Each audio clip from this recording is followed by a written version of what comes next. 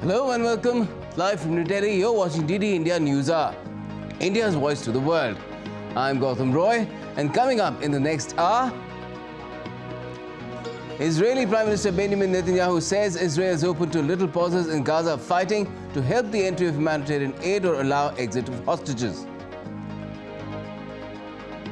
A moment of silence observed in Israel and beyond for the victims of the Hamas attacks a month ago. The IDF encircles Gaza city to wipe out the Hamas.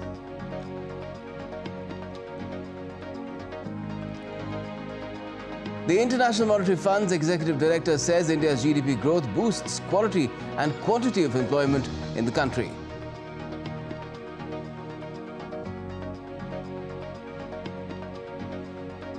And in the Cricket World Cup, the hunt for two semi-final slots has fired up Afghanistan's bowlers while defending a 292-run target against Australia.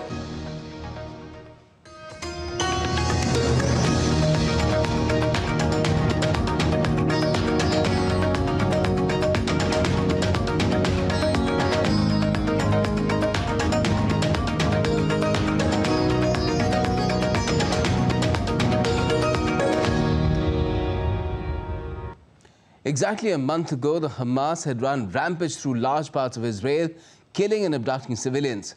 A month later, as the entire nation observed a moment's silence, Israel's forces have not only encircled its main hideout, Gaza City, planning a crippling onslaught against it, it has also laid bare the Hamas's underground network of tunnels, an essential element of its shoot-and-scoot tactics in the battle zone. DD India's Mihir Makhuri reports. The Israel-Hamas armed conflict has now entered day 32. But even after a month of intense fighting, the conflict rages on with no end in sight. A video released by the Israeli Defense Forces on Tuesday shows the destruction of a tunnel in Gaza, which they said was a Hamas structure. Israel says its forces have surrounded Gaza City, home to a third of the enclave's 2.3 million people, and are poised to attack it soon in their campaign to annihilate the Hamas Islamists who attacked Israeli towns exactly a month ago. A moment of silence was held across Israel and beyond on Tuesday to commemorate the victims of the Hamas October 7th attacks on Israel and the hostages still held in Gaza.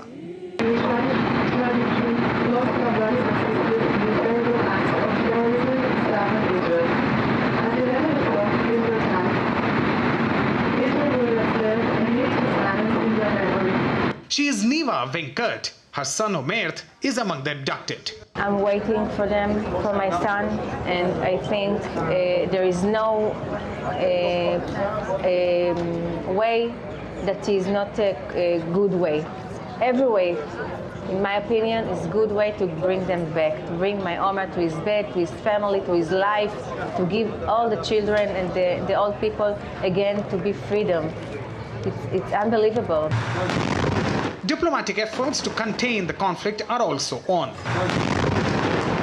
Israeli Foreign Minister and new US Ambassador to Israel held their first official meeting on Tuesday. They discussed efforts to obtain the release of the Hamas-held hostages in Gaza, maintaining regional peace, and the continued fight against Iran and its proxies. Mihir Makhuri, reporting for DD India.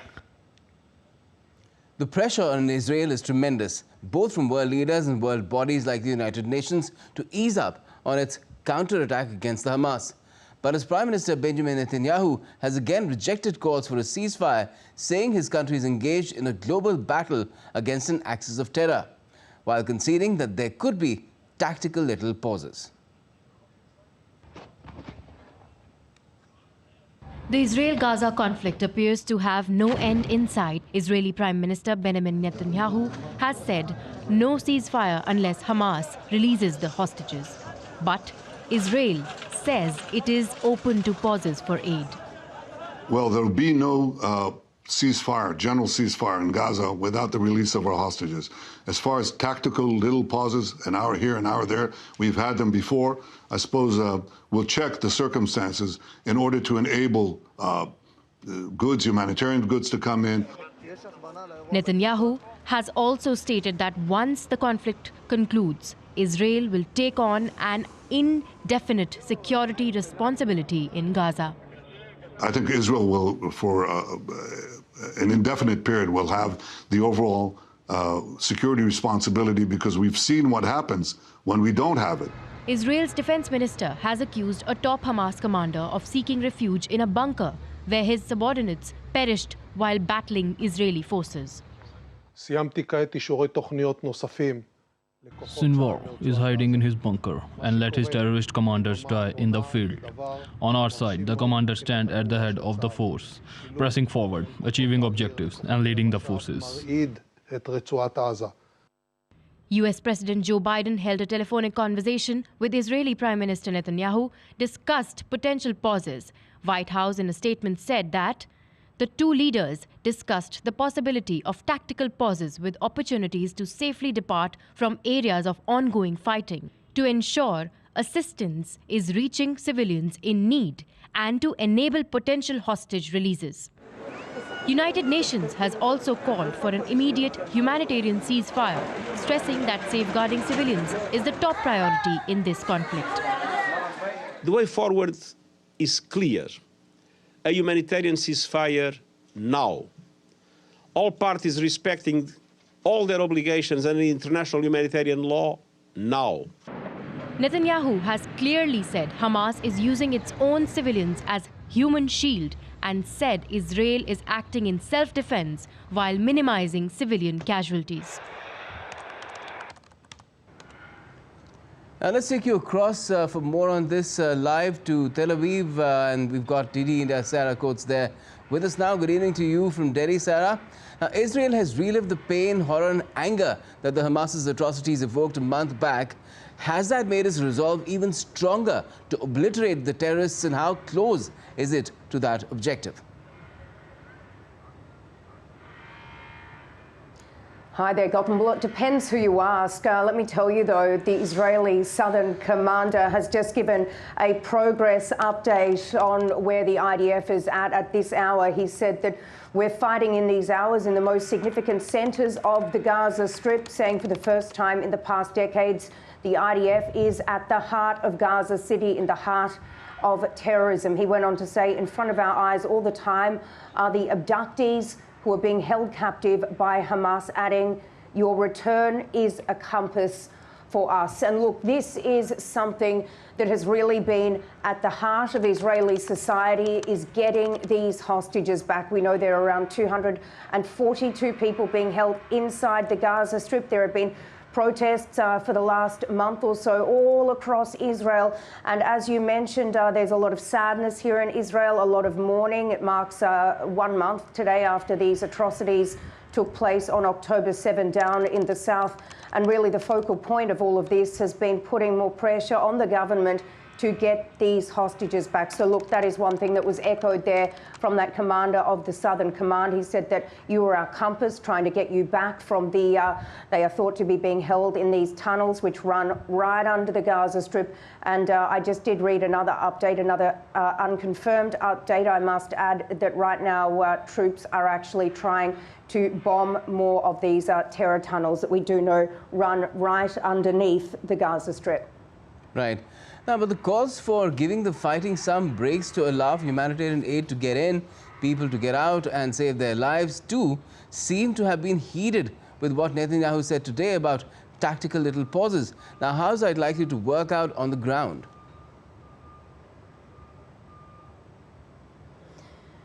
Well, look, it certainly depends what these pauses look like, how long they will run for, and how many of them, and if they are in fact implemented. It does certainly seem as though Benjamin Netanyahu is caving to some of this pressure. Before that, he said there would be no pauses, there would be no kind of cessation of hostilities until these hostages are brought back. He said no ceasefire, but look, it certainly seems as though these continued protests here in Israel against, a lack of an inaction, that is the way that people here see it, from the government, is actually making a bit of progress. But as these families of the hostages say, time is running out as IDF troops advance further and further into Gaza City. But look, in terms of aid, these sort of pauses would bring in very much needed aid into the Gaza Strip. We heard that today 93 trucks did come through the Rafah crossing. Need to mention that on a normal day 500 trucks go through. So look, that is certainly a drop in the ocean compared to what is needed given the amount of injuries that are being seen in the Strip. And we do know, according to the Palestinian Red Crescent, which operates down inside Gaza, that pretty much all of the medical facilities there have collapsed. We've heard from some doctors that they're forcing to do some sort of operations like amputations with no anaesthetic. So look, it's certainly a dire situation on both sides of the fence. No winners here. Right, Sarah, that really does sound like what it is on the ground. Thanks a lot for joining us for the moment from Tel Aviv. Now, the first day of the two-day G7 Foreign Ministers Summit has wrapped up in Tokyo with a flurry of bilateral meetings. Japan is hosting the diplomats for talks dominated by conflicts in the Middle East and Ukraine, as well as addressing military assertiveness by China. DD India's Chris Gilbert reports from Tokyo for more. The first day of the Foreign Ministers Summit was heavily focused on bilateral one-on-one meetings, beginning with Yoko Kamikawa, Japan's foreign minister, meeting with her Canadian counterpart, Melanie Joly, the two agreeing to cooperate and work together in the future, and Japan thanking Canada for its military involvement in the Indo-Pacific, such as the deployment of the HMS Vancouver to help enforce sanctions against North Korea. That was followed with a one-on-one with James Cleverly, her UK counterpart, and then a 2+2 with defence ministers involving UK Defence Minister Grant Shapps. Of course, the UK and Japan signed a landmark deal earlier in 2023, allowing them to deploy troops to each other's territories. This will be illustrated later in November with the second round of Operation Vigilant Isles. This is land-based defence exercises involving troops from the UK and Japan's Self-Defence Force here in Japan. Anthony Blinken, the US Secretary of State, paid a courtesy call to Fumio Kishida, the Prime Minister of Japan, and then had a one-on-one with Yoko Kamikawa himself before all 7 foreign ministers and the EU as well had a working dinner together in the same room for the first time, at least at this summit. Wednesday is going to be the day of major heavy lifting with 5 working sessions, including outreach to virtually to counterparts from Ukraine and Central Asia. Top of the agenda is very likely going to be how the G7 responds, how it communicates, how it navigates the ongoing conflict in the Middle East and Israel's ongoing bombing of Gaza with the rising death toll there, and concerns about any potential spillover conflicts in the region. There is business to conclude from previous summits in the year, such as reaffirming the G7's, as they've said, unwavering support for Ukraine and the ongoing conflict against Russia, and of course how these countries individually navigating their complicated diplomatic and economic relationships with Beijing, while the G7 as a whole has condemned perceived economic coercion by China and Chinese military assertiveness in the Indo-Pacific. This will likely wrap up in a joint statement when the G7 foreign ministers meeting, the second one in Japan for 2023, concludes on Wednesday. Chris Gilbert in Tokyo reporting for DD India. And now to another key global meet. World leaders and heads of international organizations are gathering in the French capital this week for the 6th edition of the Paris Peace Forum. This comes against a challenging backdrop of geopolitical tensions, which makes collective action all the more urgent. In the run-up to the main dialogue, which begins on Friday, the first World Summit on glaciers and poles will be held on Wednesday. Rebecca Bundum reports from Paris. The theme for this year's Paris Peace Forum is seeking common ground in a world of rivalry. The aim of the annual event is to discuss global challenges, drive coordination and political momentum, and ultimately promote good governance. With the forum taking place against the backdrop of the Israel-Hamas conflict and Russia's war in Ukraine, talks about peace and security seem all the more relevant. Experts say the event is an important opportunity for dialogue on urgent issues, but that expectations need to be managed in terms of what the Paris Peace Forum can achieve. I don't think that it's going to achieve a huge political breakthrough on any of the crises that we are seeing today, but it is certainly a valuable forum, particularly for the connections between civil society and governments, as well as both civil society and governments and the private sector. The list of speakers at the Peace Forum includes presidents and prime ministers, Nobel laureates and representatives from non-governmental organisations. French President Emmanuel Macron is part of the event, along with the head of the World Bank, Ajay Banga. Climate change is one of the global challenges that will come into sharp focus. Leading up to the main event, the Paris Peace Forum is hosting the One Planet Polar Summit, which it's billing as the first international summit dedicated to poles and glaciers.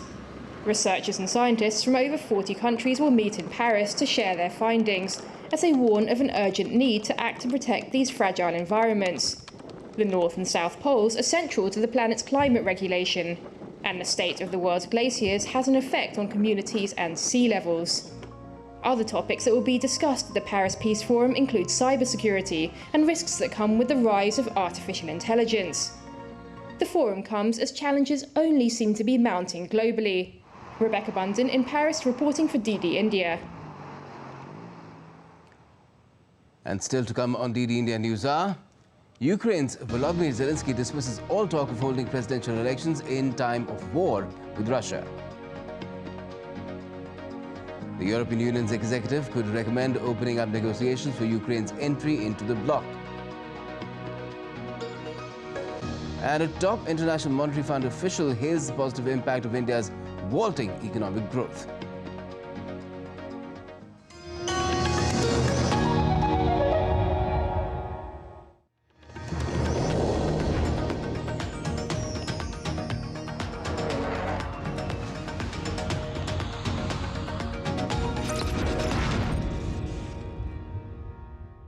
अब क्या देख रहे हो पापा? तुम कहते हो ना कि स्टॉक मार्केट में बहुत सोच समझकर इन्वेस्ट करना चाहिए, बस थोड़ा सा ज्ञान ले रहा हूँ। किससे? हर एक स्टॉक्स एक्सपर्ट है, मस्त एजुकेशनल वीडियोस बनाता है और अच्छी इन्वेस्टमेंट की टिप्स भी देता है। पापा इन वीडियोस पे ना जाएं, अपना रिसर्च खुद करें या सेबी रजिस्टर्ड इन्वेस्टमेंट एडवाइजर से संपर्क करें। एजुकेशन के नाम पर कुछ इन्फ्लुएंसर्स अक्सर इन्वेस्टर को मिसगाइड करते हैं, नुकसान आपका होगा।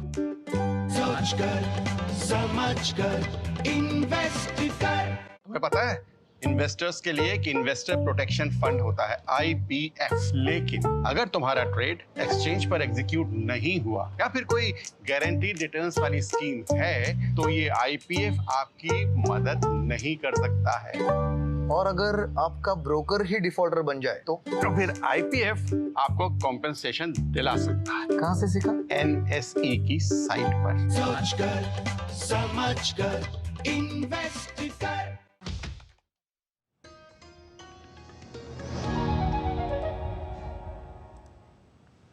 Welcome back. You're watching DD India News Hour. I'm Gautam Roy. As the conflict between Russia and Ukraine continues, Ukraine on Monday launched a criminal investigation into the 19 soldiers of the 128th Mountain Assault Brigade who were killed last week in a Russian air attack. President Volodymyr Zelensky was seen condoling the families of the soldiers. This is a tragedy that could have avoided. The Minister of Defense, Umarov, reported to me about what measures have been undertaken to clarify all the circumstances of what has happened. The main thing is to establish the complete truth about what happened and what prevents such incidents happening again. Zelensky also firmly dismissed the idea of holding an election in the country during wartime, calling it irresponsible. And finally, the waves of any political divisive things must stop. We have to decide that now is the time for defense, the time for a battle on which the fate of the state and people depends, and not the time for the throws that only Russia expects from Ukraine. I believe that elections are not appropriate at this time, and if it is necessary to put an end to a particular political dispute and continue to work only in unity, the state has structures that are capable of putting an end to it, giving society all the necessary answers, so that there is no room for conflicts and someone else's game against Ukraine. And as the Ukraine-Russia conflict drags on, EU officials are eyeing talks starting next year with Ukraine and Moldova. The European Union's executive will recommend the bloc open membership negotiations with Kyiv once it meets outstanding conditions on Wednesday. A senior Ukrainian government minister said Kyiv expected the EU to provide a positive appraisal of its progress on the path to membership in a report this week. In its 3 decades of independence, Ukraine has sought to forge its own path as a sovereign state while looking to align more closely with Western institutions, including the EU and the NATO. Moscow claims to have destroyed multiple weapons, while Ukrainian forces claim to have thwarted Russian attacks in multiple directions in the last 24 hours. Russian Defense Ministry said that Russian forces destroyed several artillery guns and vehicles of the Ukrainian forces. On the same day, a report released by the General Staff of the Ukrainian Armed Forces showed that more than 50 battles were fought on the front line.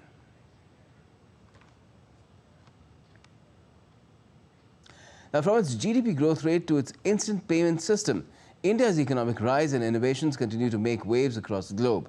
Now, the International Monetary Fund's executive director has linked India's rising GDP to an improved jobs scenario. Take a look.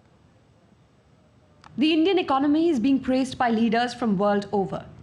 IMF executive director hailed India's GDP growth and highlighted the positive impact. If you look at regular, employees and salaried workers, that number has increased from 11.5 crores in 2017-18 to 13 crores. In other words, a 1.5 crore improvement, which itself in percentage terms was 13% increase. This is not the first time India is being praised. The country was seen as one of the bright spots in the global economy. We have a growth rate for India which is 6.8 in 2022. Let's not forget, this is one of the bright spots in the global economy right now.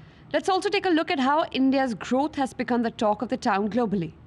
According to the S&P Global Market Intelligence, India will become the world's third largest economy by 2030, surpassing Japan. India's growth rate was also the second highest among G20 countries as per the World Bank. Top US Treasury official Jay Shambhog also hailed the country's instant payment system UPI for becoming a leader in cross-border payments. India accounts for the highest number of digital transactions, accounting for nearly 46% share as per the 2022 data. In April 2023, the World Bank projected 6.3% GDP rise for India. However, the country beat expectations to grow at 7.2% in 2022 and 2023. As of February 2023, in the automobile market in India, two-wheelers and passenger cars accounted for 77% and 18% market share during the year 2021 and 2022. India aims to double its auto industry size to rupees 15 lakh crores by the end of the year 2024. There's also been an FDI inflow of $33.7 billion in the industry from April 2000 till September 2022, which is around 5.48% of the total FDI inflows in India during the same period. And India's consumer goods sector clocked a 9% growth in value in July-September quarter as spending power improved in the hinterland, according to a report by market research firm Nielsen IQ on Tuesday. Rural markets showed continued recovery during the quarter, with sales volumes rising 6.4% from 4% in the June quarter. Rural market volumes had fallen roughly 2 to 5% in the preceding 4 quarters.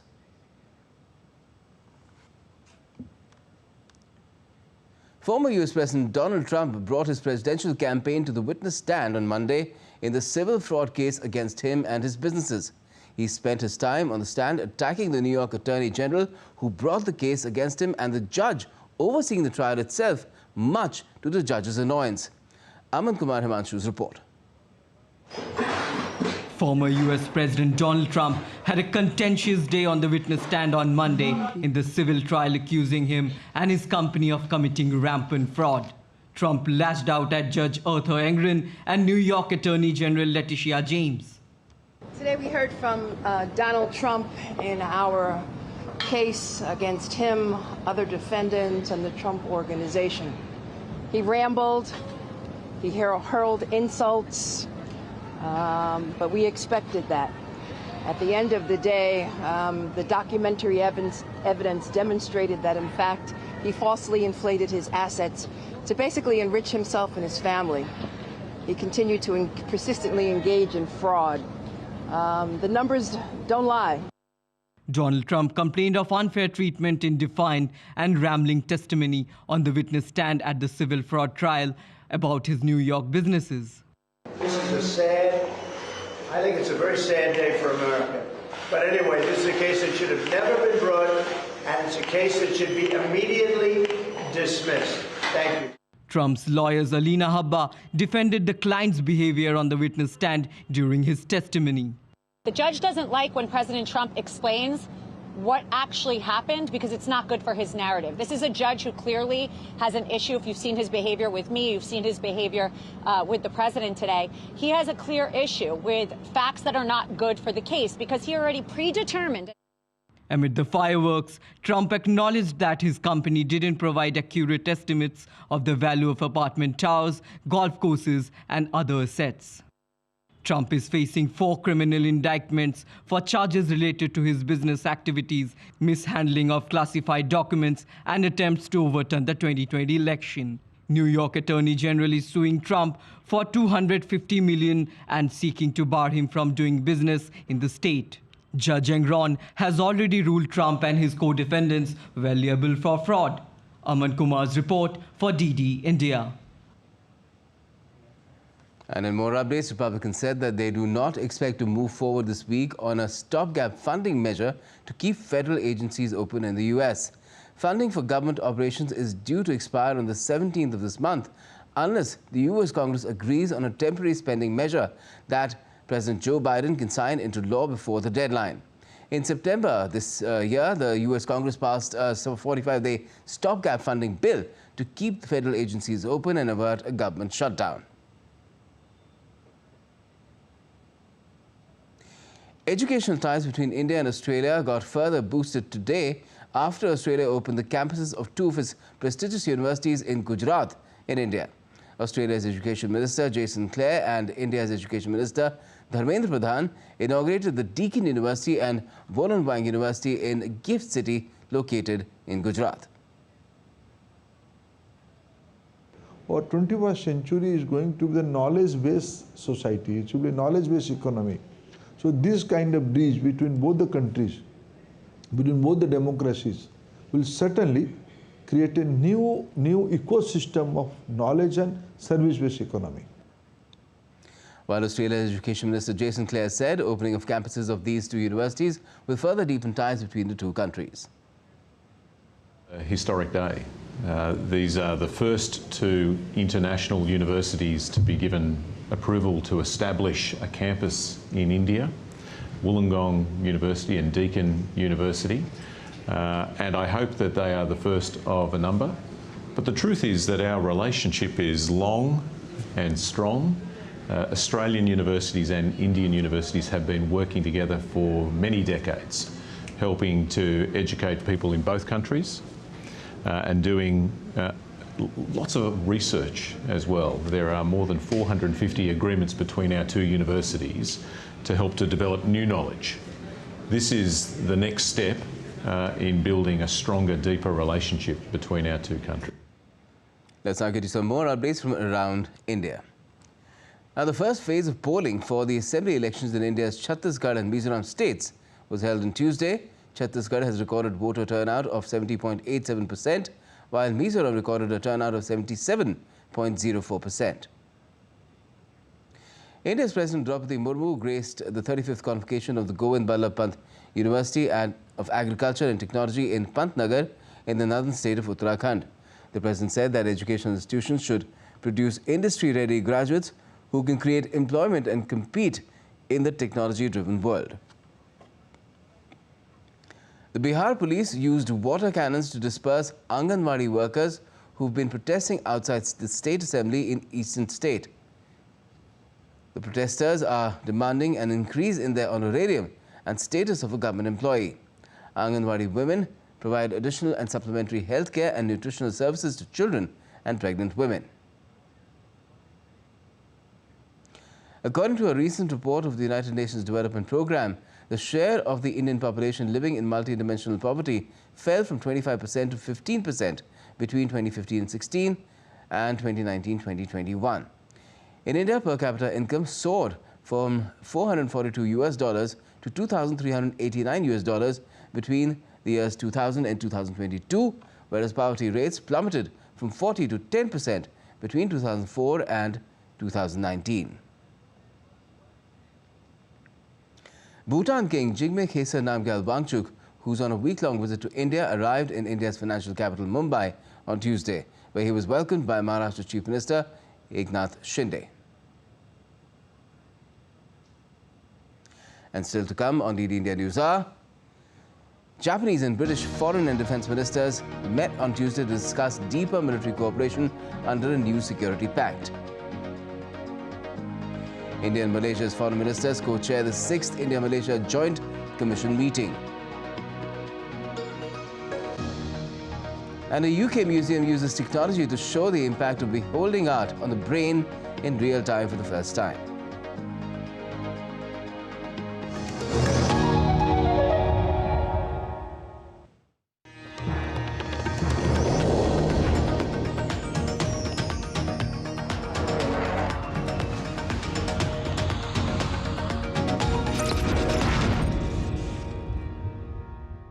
अब क्या देख रहे हो पापा? तुम कहते हो ना कि स्टॉक मार्केट में बहुत सोच समझकर इन्वेस्ट करना चाहिए, बस थोड़ा सा ज्ञान ले रहा हूँ। किससे? हर एक स्टॉक्स एक्सपर्ट है, मस्त एजुकेशनल वीडियोस बनाता है और अच्छी इन्वेस्टमेंट की टिप्स भी देता है। पापा इन वीडियोस पे ना जाएं, अपना रिसर्च खुद करें या सेबी रजिस्टर्ड इन्वेस्टमेंट एडवाइजर से संपर्क करें। एजुकेशन के नाम पर कुछ इन्फ्लुएंसर्स अक्सर इन्वेस्टर को मिसगाइड करते हैं, नुकसान आपका होगा।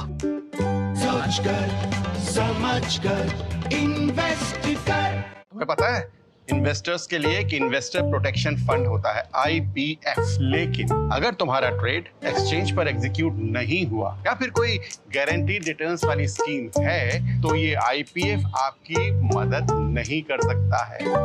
और अगर आपका ब्रोकर ही डिफॉल्टर बन जाए तो फिर IPF आपको कॉम्पेंसेशन दिला सकता है। कहाँ से सीखा? NSE की साइट पर। सोच कर समझ कर इन्वेस्ट कर।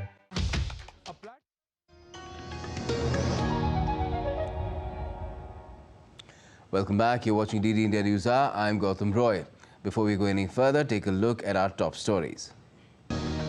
Israeli Prime Minister Benjamin Netanyahu says Israel's open to little pauses in Gaza, fighting to help the entry of humanitarian aid or allow the exit of hostages. A moment of silence observed in Israel and beyond to commemorate the victims of Hamas attacks. The IDF also encircles Gaza city to wipe out the Hamas. The International Monetary Fund's executive director says India's GDP growth boosts quality and quantity of employment in the country. Japanese and British foreign and defense ministers met on Tuesday to discuss deeper military cooperation under a new security pact that allows their militaries to enter each other's territory for joint exercises. Japan and Britain have expanded their cooperation in recent years as concern has grown over China's increasing influence. Japan, which is only the US as a treaty ally, has signed reciprocal access agreements with Australia and the UK, making them semi-allies. The talks in Tokyo among Japanese Foreign Minister Yoko Kamikawa and Defense Minister Minoru Kihara and British Foreign Secretary James Cleverly and Defense Secretary Grant Shapps are the first since the RAA took effect in mid-October. And we've got Stuart Smith, DD India's Stuart Smith with us from London for more on this. Good evening to you.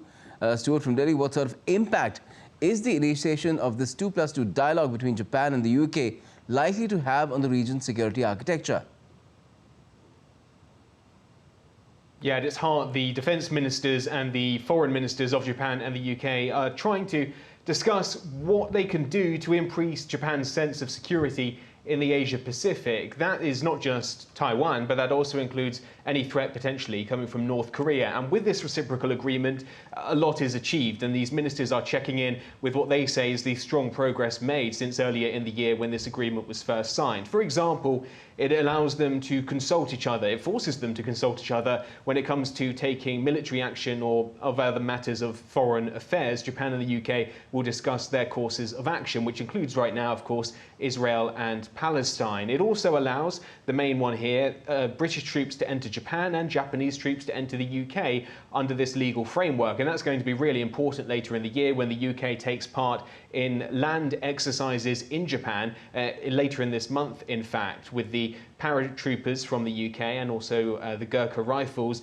attending training there. The other thing it allows the UK and Japan to do is better collaborate on semiconductors, something that they say they would like to improve when it comes to supply chain management, to strengthen collaboration, with some hints that it may no longer be able, both countries, to rely on China so much when it comes to supplying semiconductors to the rest of the world.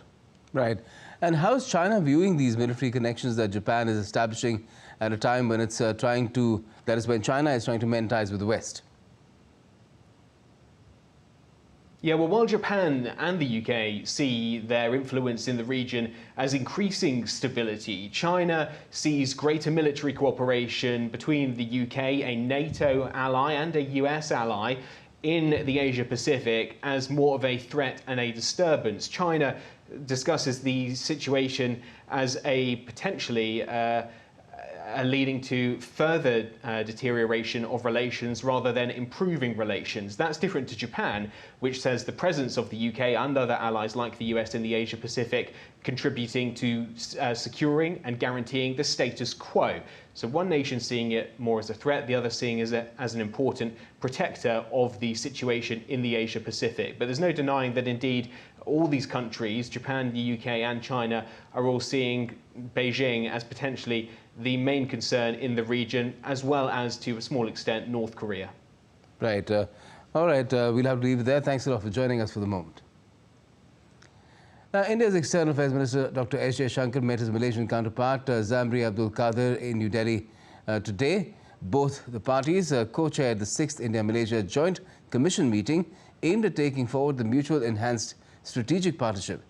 The Joint Commission meeting reviewed the progress in the areas of politics, defense, security, economic sphere, trade and investment, along with health, science and technology, culture, tourism and people-to-people ties. Both the sides also discussed the regional and multilateral issues of mutual interest. The Confederation of Indian Industry, in partnership with Korea International Trade Association, organized the India-Korea Business Partnership Forum in New Delhi. Sectoral sessions were held on manufacturing and new and emerging sectors with senior industry representatives from India and Korea. Secretary of Department of Industry and Internal Trade in India described Korea as India's trusted partner in a changing global order. Listen in. In total, since April 2000, over $5.6 billion of investment from Korean companies has come to India. There are opportunities there for Korean companies as well, particularly in the semiconductor space, where almost $8 billion out of that $10 billion remains unsubscribed. And there are opportunities there even for some of the funding platforms and agencies from Korea to work here. An India-Korea Startup Center has been set up in India's national capital region, and we welcome the growth of strong ties in this area of collaboration. Executive Vice Chairperson of Korean International Trade Association explained how Korean SMEs view India as an attractive destination for investment and manufacturing. With the Indian government's active investment promotion and the continued growth of Indian economy, investment in India by Korean company could continue to grow in the medium to the long term, I think. Furthermore, investment in India and economic cooperation are now expanding beyond traditional industries to new industries such as digital ICT, renewable energy, and aerospace. Ambassador of India to the Republic of Korea said that bilateral talks on trade, investment, infrastructure, energy are aimed at enhancing bilateral trade from the current level of $28 billion. Current levels of bilateral trade at US $28 billion, two-way investment flows at over US $13 billion, over US $8 billion to India and US $5 billion to ROK are not insignificant, but there is much more potential. The two sides are in discussions not only on trade and investments, but also on broader bilateral economic cooperation by expanding the conversation to include infrastructure, energy, and new technologies. And the Korean ambassador to India underlined that India-Korea cooperation in finance, logistics, green hydrogen, electric vehicles hold significant promise. Korea's industrial development and cutting-edge technology coupled with India's top-tier human and material resources, will create great synergy and help us navigate the volatile global landscape. Collaboration in areas such as green hydrogen and electric vehicles holds significant promise as well. Portugal's Prime Minister Antonio Costa on Tuesday resigned amid an investigation into alleged irregularities committed by his administration in handling lithium mining and hydrogen projects in the country. Costa announced the decision in a televised statement after meeting President Marcelo Rebelo de Sousa. I presented my resignation to the President of the Republic. At this time, let me first thank the Portuguese people for their trust throughout these years. Agradecer, em primeiro lugar, aos portugueses. Well, they say beauty is worse than wine. It intoxicates both the holder and the beholder. To delve deeper and find the reason of this intoxication, a museum of the UK is marrying art with technology. A special headset has been introduced for visitors which can visualize the responses of their brains in real time while they gaze at a beautiful painting.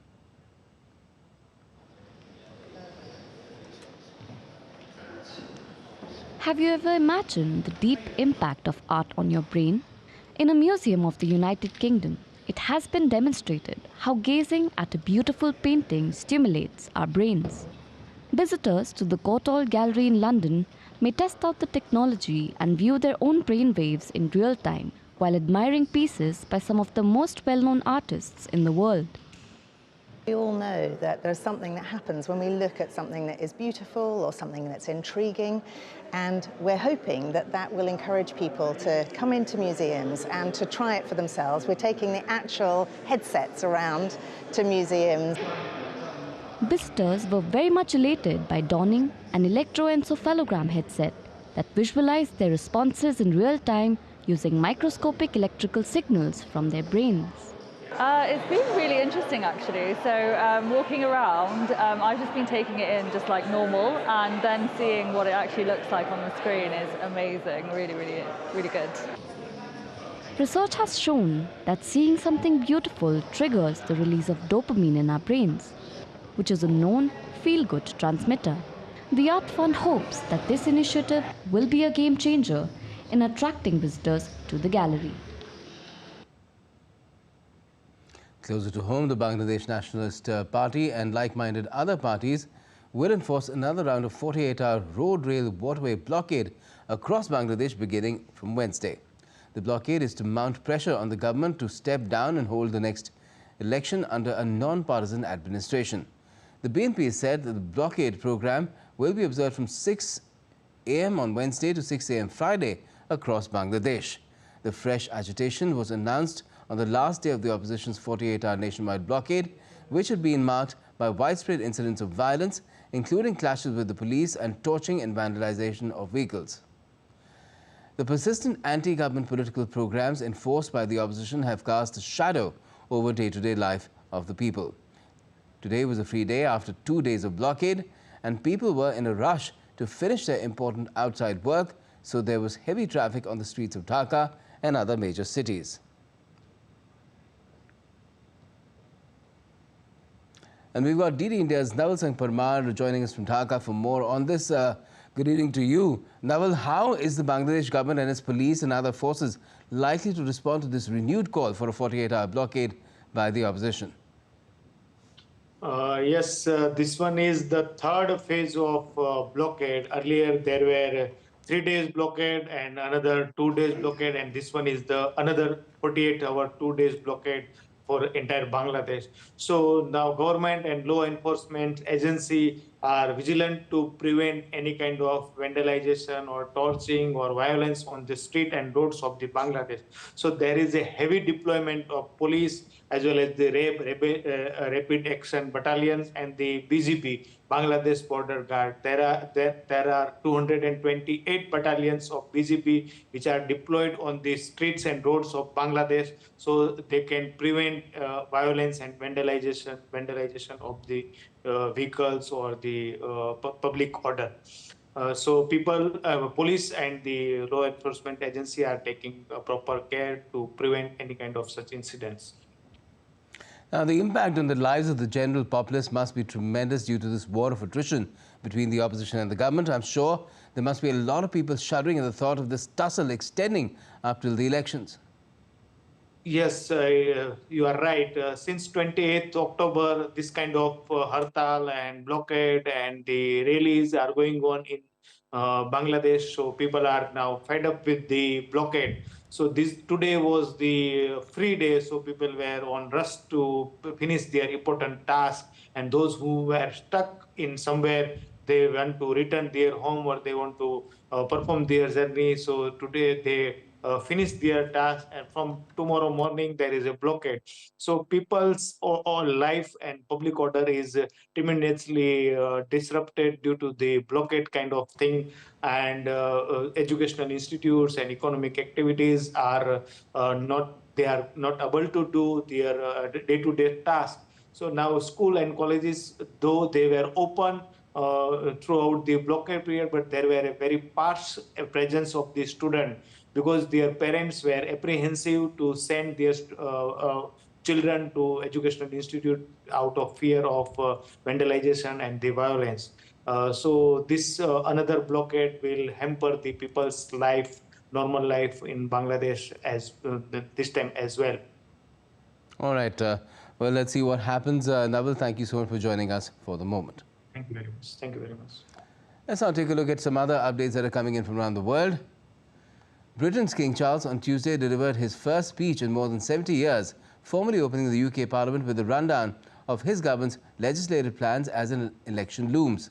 Addressing the Parliament, King Charles said that my government will continue to take action to fight inflation. Heavy rains in the wake of a storm have triggered massive floods in northern France. Authorities have issued red alerts in areas near river banks. They've also advised people to avoid travelling as several roads remain blocked amid power outages. Schools in nearly 70 flood-affected towns and villages have also been closed. Pakistan is also grappling with air pollution. Like India, the city of Lahore witnessed a thick layer of toxic smog on Tuesday. Air quality in Pakistan's second largest city remained at a hazardous level. The air quality index was 348. Pakistani authorities have made it mandatory for students to wear a mask to school. The police have been tasked with catching smoke-emitting vehicles as well as tackling stubble burning.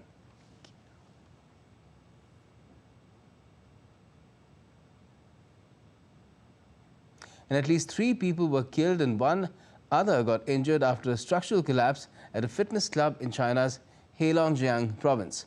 According to government officials, 7 people were present at the fitness club when it collapsed late on Monday. An eyewitness showed locals entering the collapsed building and looking for survivors amid the rubble.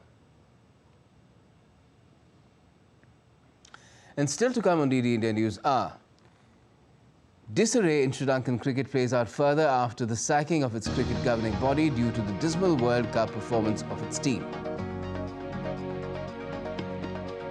And Napoleon's hat is up for grabs at a Paris auction.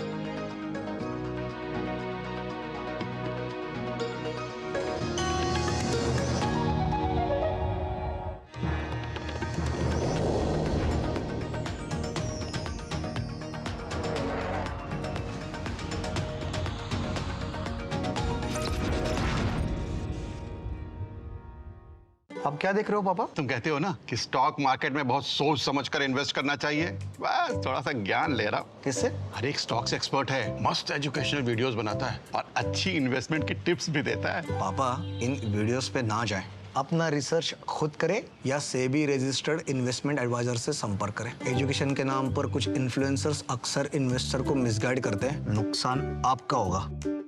सोच कर समझ कर invest कर। तुम्हें पता है investors के लिए कि इन्वेस्टर प्रोटेक्शन फंड होता है IPF, लेकिन अगर तुम्हारा ट्रेड एक्सचेंज पर एग्जीक्यूट नहीं हुआ या फिर कोई गारंटीड रिटर्न्स वाली स्कीम है तो ये IPF आपकी मदद नहीं कर सकता है। और अगर आपका ब्रोकर ही डिफॉल्टर बन जाए तो फिर IPF आपको कॉम्पेंसेशन दिला सकता है। कहाँ से सीखा? NSE की साइट पर। सोच कर समझ कर इन्वेस्ट कर। a platform for the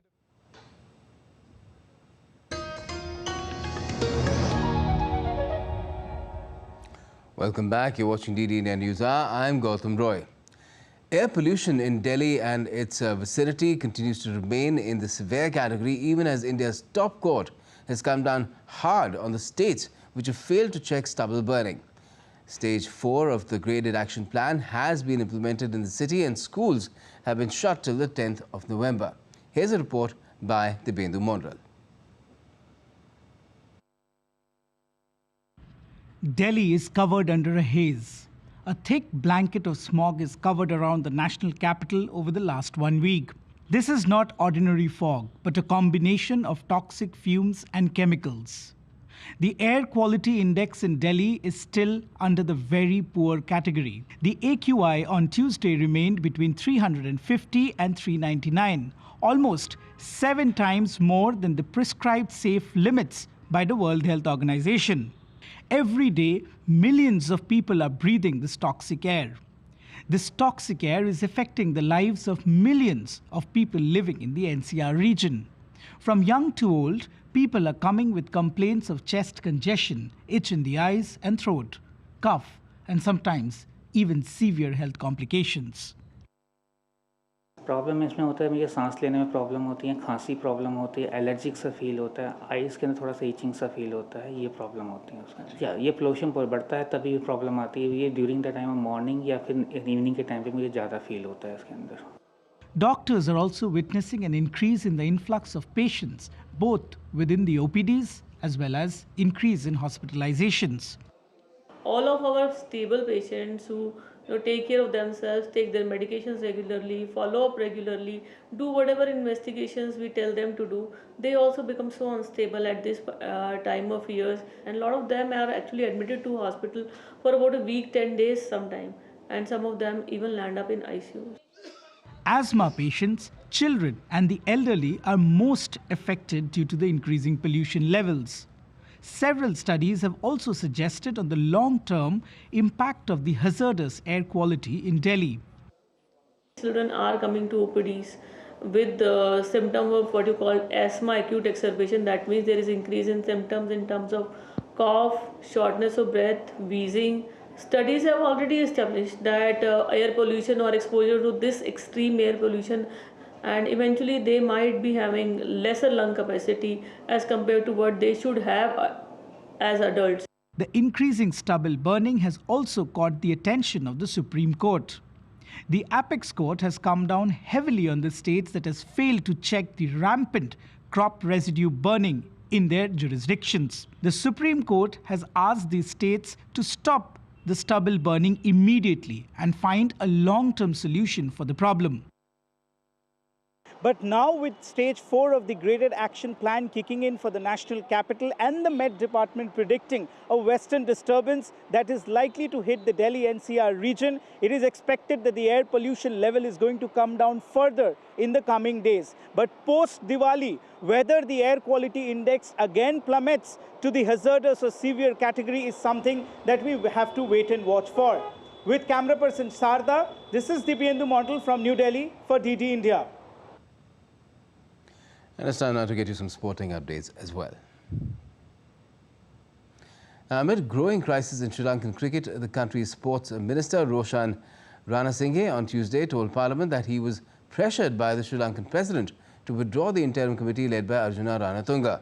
He said that he'll make a special address on the status of corruption in Sri Lankan Cricket Board and related issues. Ranasinghe had dissolved the island nation's cricketing board and appointed an interim committee to oversee Sri Lankan cricket. The move came in the wake of a series of losses that drew intense scrutiny of the Sri Lankan Cricket Board.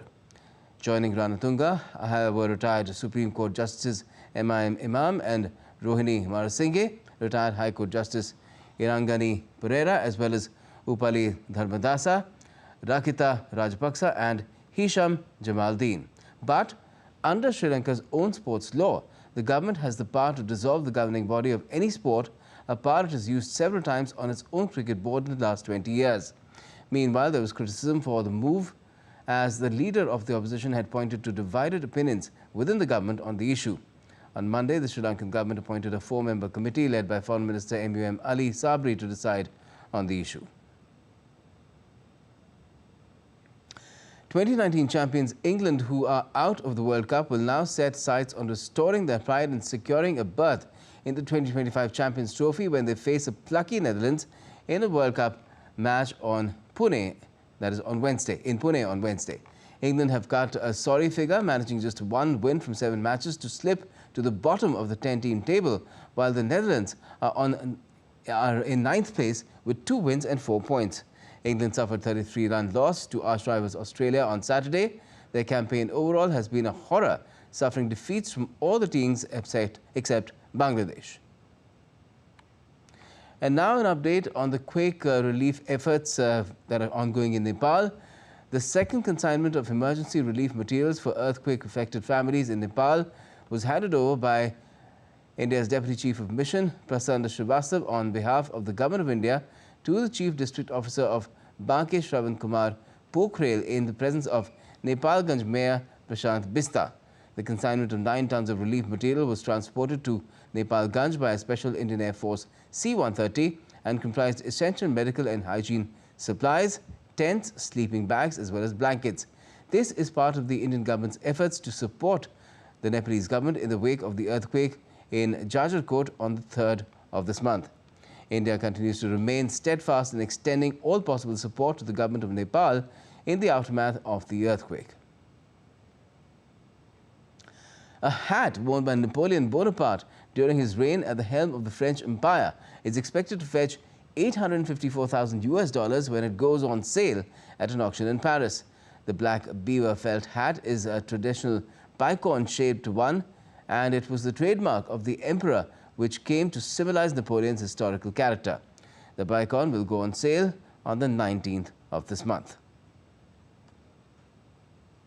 And there's a biopic also coming up on Napoleon very soon, made by Ridley Scott. I'm looking forward to that one. And that's all we have for the moment in this edition of News Hour.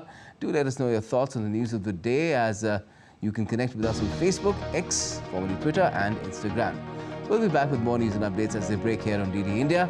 I'm Gautam Roy, and from all of us in Delhi, thanks for watching DD India News Hour.